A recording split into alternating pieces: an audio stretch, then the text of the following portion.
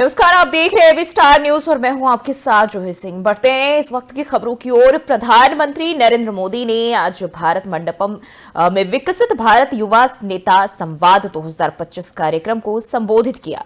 इस दौरान पीएम ने कहा कि विकसित भारत की इस यात्रा में हमें हर रोज नए लक्ष्य बनाने हैं, उसे प्राप्त करना है। वो दिन दूर नहीं जब भारत दुनिया की तीसरी सबसे बड़ी अर्थव्यवस्था का लक्ष्य हासिल करेगा। बीते 10 सालों में देश ने 25 करोड़ लोगों को गरीबी से बाहर निकाला। जिस रफ्तार से हम चल रहे हैं वह दिन दूर नहीं जब पूरा भारत गरीबी से मुक्त होगा। और क्या कुछ कहा, आइए आपको सुनाते हैं। साथियों, कुछ लोगों को लग सकता है कि 2047 तो अभी बहुत दूर है, इसके लिए अभी क्या काम करना। लेकिन उस सोच से भी हमें बाहर निकलना है।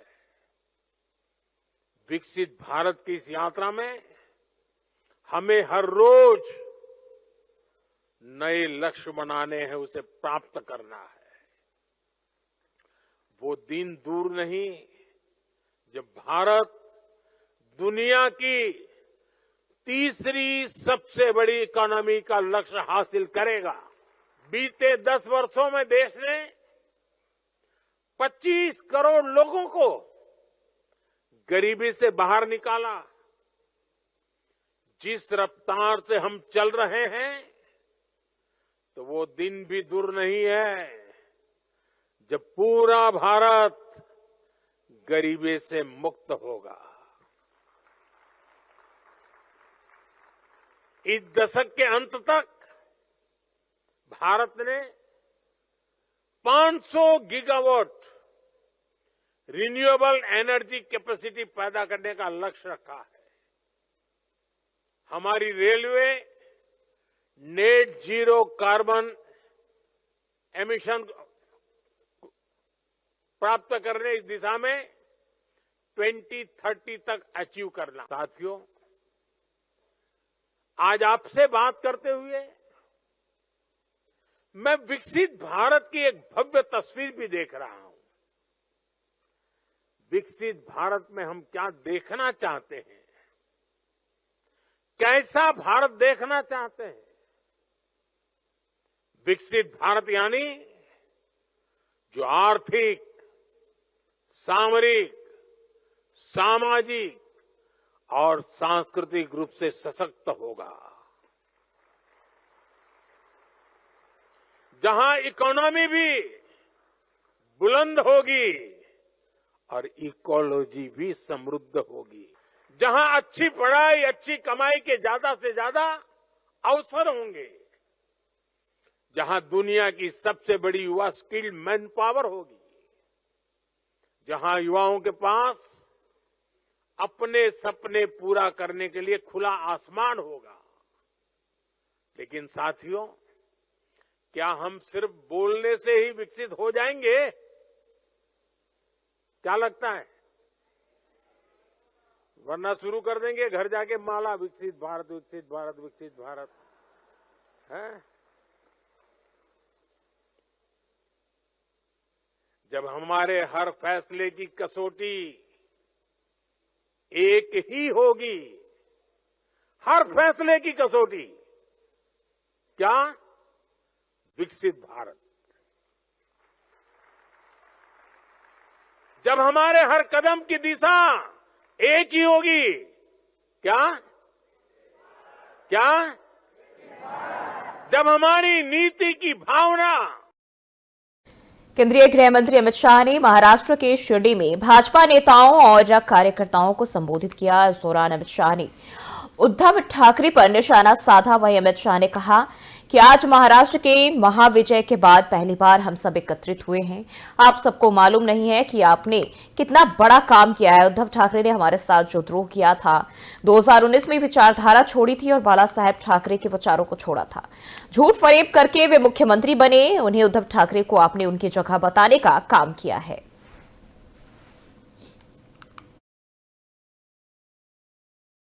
हम सब एकत्रित आए हैं। आप सबको मालूम नहीं है कि आपने कितना बड़ा काम किया है। आपको लगता है देवेंद्र फडणवीस फिर से मुख्यमंत्री बन गए। इतनी बड़ी मात्रा में हमारे कार्यकर्ता विधायक बन गए, मंत्री बन गए। हमारे साथी शिवसेना, एनसीपी, सच्ची शिवसेना और सच्ची एनसीपी को भी विजय प्राप्त हुई। हम सब एकत्रित आए हैं। और हरियाणा के पूर्व मुख्यमंत्री और कांग्रेस नेता भूपेंद्र सिंह हुड्डा ने इंडिया गठबंधन पर कहा, महागठबंधन लोकसभा चुनाव के लिए था। अगर लोकसभा चुनाव होते हैं तो फिर महागठबंधन लड़ेगा दिल्ली विधानसभा चुनाव पर। उन्होंने कहा, कांग्रेस दिल्ली विधानसभा चुनाव में बहुत अच्छा प्रदर्शन करेगी और सरकार बनाएगी। महागठबंधन लोकसभा चुनाव के लिए था। आज लोकसभा चुनाव कर दे, फिर महागठबंधन लड़ेगा। सर, दिल्ली चुनाव को लेकर किस तरीके से आप देखते हैं? कांग्रेस जो है दिल्ली चुनाव में बहुत अच्छा प्रदर्शन करेगी। ज्यादा मुद्दे हैं ही नहीं ना भाजपा के पास। कोई मुद्दा बना रहे, मुख्यमंत्री का कोई अपना पर्सनल थोड़ा ही है, सरकारी बंगला है। महागठबंधन लोकसभा चुनाव के लिए था। और वहीं भाजपा सांसद रविशंकर प्रसाद ने आम आदमी पार्टी के राष्ट्रीय संयोजक अरविंद केजरीवाल के बयान पर कहा, कोरोना काल में उन्होंने बिहार और पूर्वांचल के लोगों को आनंद विहार भेज दिया था। आज पूर्वांचलियों ने दिल्ली को सुजाने और संवारने में बड़ा काम किया है। अरविंद केजरीवाल रोहिंग्याओं पर चुप रहते ऐसे मुख्यमंत्री से क्या उम्मीद रखी जाए?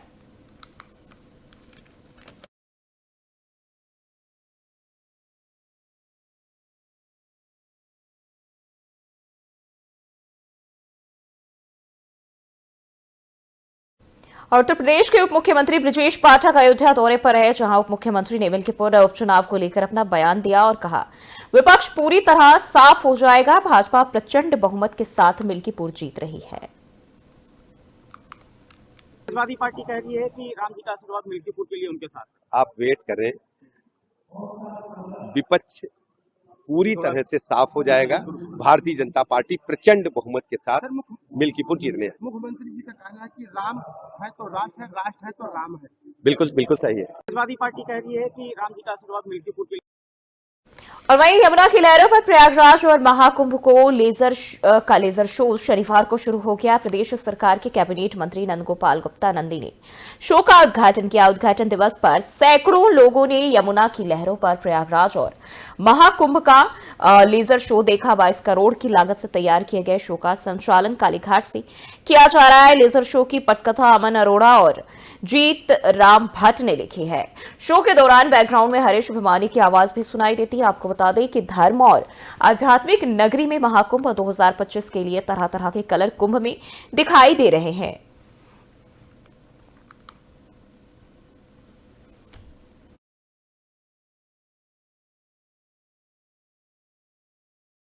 और नोएडा पुलिस ने नया अभियान शुरू किया। इसका नाम ऑपरेशन पहचान रखा गया और इस अभियान के तहत नोएडा और ग्रेटर नोएडा में रहने वाले लाखों लोगों की पहचान की जाएगी।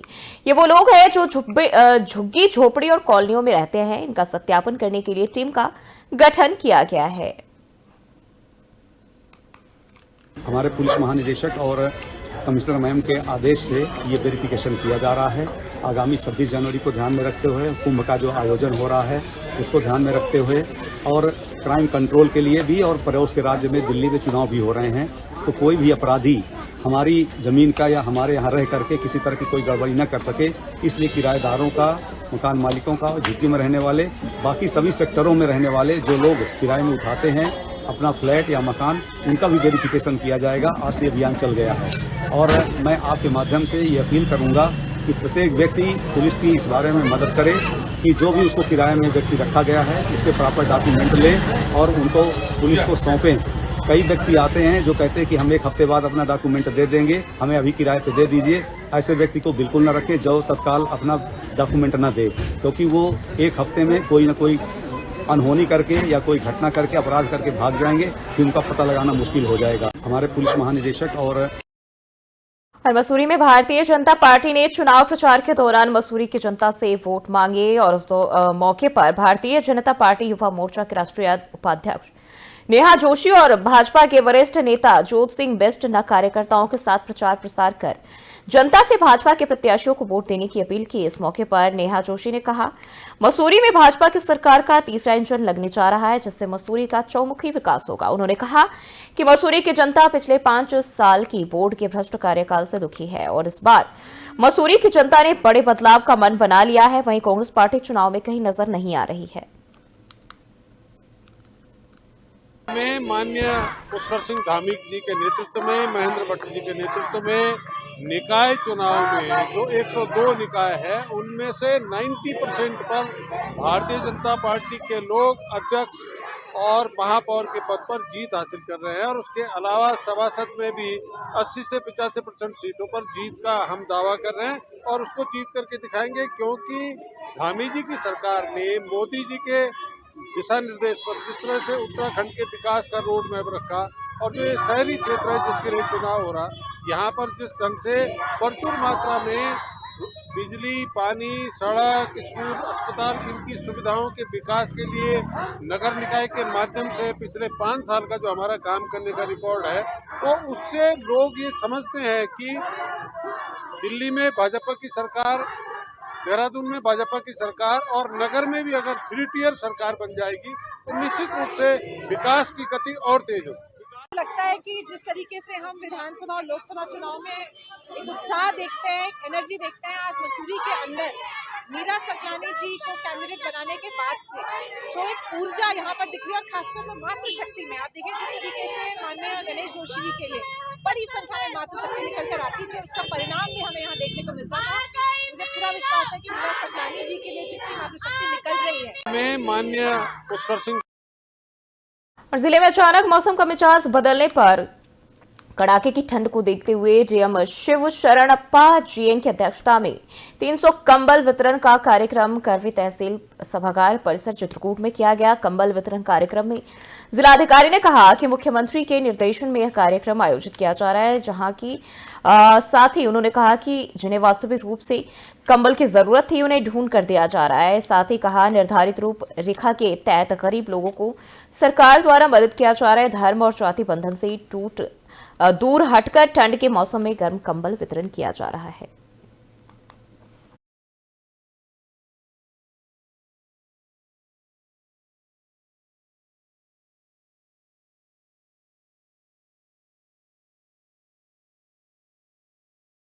बिजनौर से खबर सामने आ रही है, जहां बिजनौर में मोबाइल बैटरी में ब्लास्ट हो गया। मोबाइल चार्जिंग के दौरान बैटरी फट गई। मोबाइल ब्लास्ट में दुकानदार घायल हो गया। रिपेयरिंग के लिए बताया जा रहा है कि दुकान पर मोबाइल लाया गया था और इस दौरान यह हादसा हुआ। तस्वीरें सामने आई है। पूरी घटना सीसीटीवी कैमरे में कैद हो गई। थाना अफजलगढ़ की सुआवला दुकान का बताया जा रहा है। ये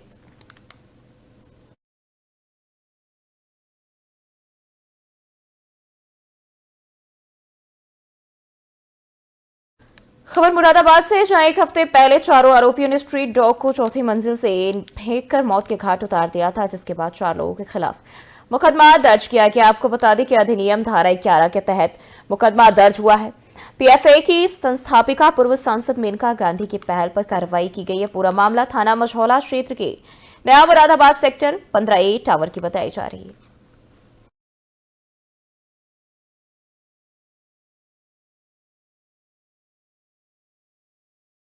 बढ़ते आगे पौड़ी से खबर सामने आ रही है, जहां देयल चौरी के पास बस दुर्घटनाग्रस्त हो गई। पौड़ी गढ़वाल से श्रीनगर जाने के दौरान सड़क हादसा हुआ और तस्वीरें सामने आई है।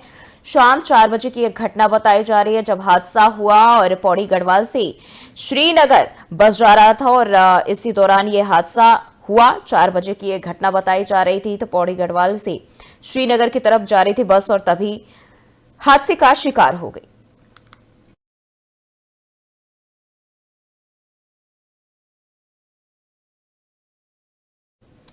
और देहरादून से एक और जानकारी, बस दुर्घटना पर मुख्यमंत्री पुष्कर सिंह धामी ने शोक जताया। सीएम धामी ने 4 लोगों की मौत पर शोक जताया। आपको बताते चले, श्रीनगर से पौड़ी से श्रीनगर जाने के दौरान यह हादसा हुआ था और तभी 4 लोगों की मौत हुई और इसी को लेकर सीएम धामी ने शोक जताया। दिवंगत की आत्मा की शांति के लिए प्रार्थना भी की। वहीं स्थानीय प्रशासन द्वारा राहत और बचाव कार्य भी जारी है। घायलों के शीघ्र स्वस्थ होने की कामना की। बस में 20 से 25 लोगों के सवार होने की सूचना बताई जा रही है और वहीं 4 लोगों की इस हादसे में मौत हुई है, जिसको लेकर सीएम धामी ने दुख जताया है।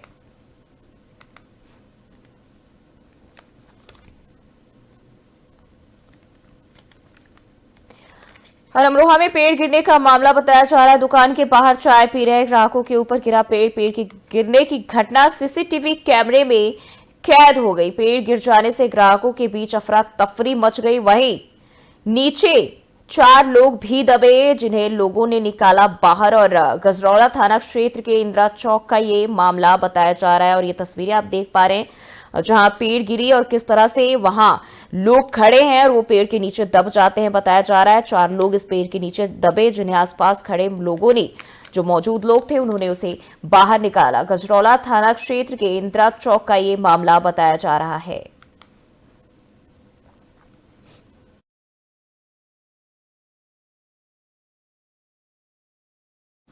और उत्तराखंड में मौसम ने करवट बदल ली है। प्रदेश में एक बार फिर बारिश और बर्फबारी का दौर शुरू हो गया है। प्रदेश के हिल स्टेशनों में जमकर बर्फबारी से सैलानियों के चेहरे खिल गए। वहीं सैलानी बर्फबारी का जमकर लुत्फ उठा रहे हैं। जौनसार पावर जनजातीय क्षेत्र में शुरू हुआ माघ त्योहार का भी क्षेत्र के लोग जमकर बर्फबारी के साथ खुशियां मना रहे। तो ये तस्वीरें बर्फबारी के दौरान की सामने आई है और उत्तराखंड में मौसम ने करवट बदल ली है, जिसकी ये तस्वीरें सामने आई, जिसका पर्यटक लाभ उठा रहे हैं और उसका आनंद उठा रहे हैं। वहीं बागवानी करने वाले किसानों के चेहरे भी खिले नजर आए इस बर्फबारी से। और एक बार फिर पर्यटन के लिहाज से देखी तो काफी फायदेमंद होने वाला है और बड़ी तादाद में लोग यहां पहुंच रहे हैं।